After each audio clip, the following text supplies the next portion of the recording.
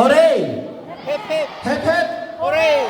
God is good. All the time. So, may I ask everyone to rise as we honor our nation with the singing of Pilipinas Kong Mahal to be led by Ma'am Melodia Viles. After which, please remain standing for a moment of reverence as Bishop Joseph Lupida leads us in prayer.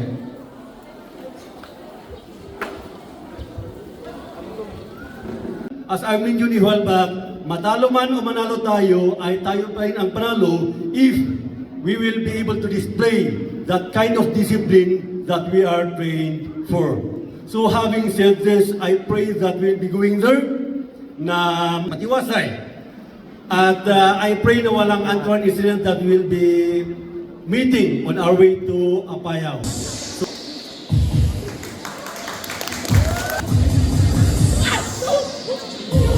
So of course, the blessing of the Lord will be upon you to have a safe trip going to Apayao and coming back to our province of Benguet.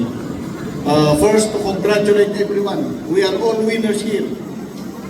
And of course, do your best to participate in your game.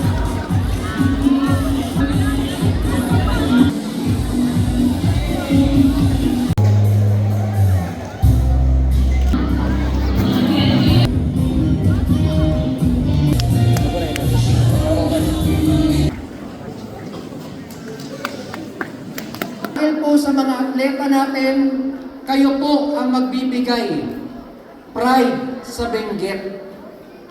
Itong sports na to ay very important para sa ating probinsya. Kaya nga po kapag nandoon kayo sa Apayao, lagi niyong kakantahin ang Benguet hymn. Because you are fighting for Benguet.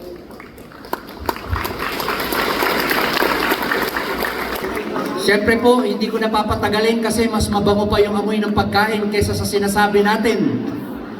Muli po, ngayon pa lang, I want to congratulate all the athletes that will compete. Dahil ngayon pa lang, lahat tayo panalo na. Pati po yung mga teachers, yung mga magulang. Alam niyo po yung mga parents, kasama po ng mga ibang atleta yan nagko-compete. Salamat po. Give them a big hand. I for one, I was inspired, I was encouraged, and I do hope that everyone is encouraged to participate in this forthcoming athletic competition. Again, we are participating in this competition representing the province of Benguet. Shall we give our best in this competition? Okay. It is the heart, how you respond. Win or lose, your attitude matters.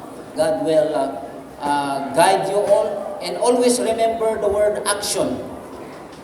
The word action is an acronym. A stands for attitude. Your attitude is very important. C is courage. Hold your courage in playing. And then T stands for teamwork. Kailangan po natin ang teamwork. At lahat po tayo, we need to participate well. And then I stands for integrity.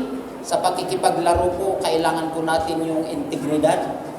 O stands for obedience. Pagtulungan nyo dagiti coaches tayo. Ijay, tani adayo kay adayo tayo iti pamilya. And of course, N, always learn new things. So, let's pray.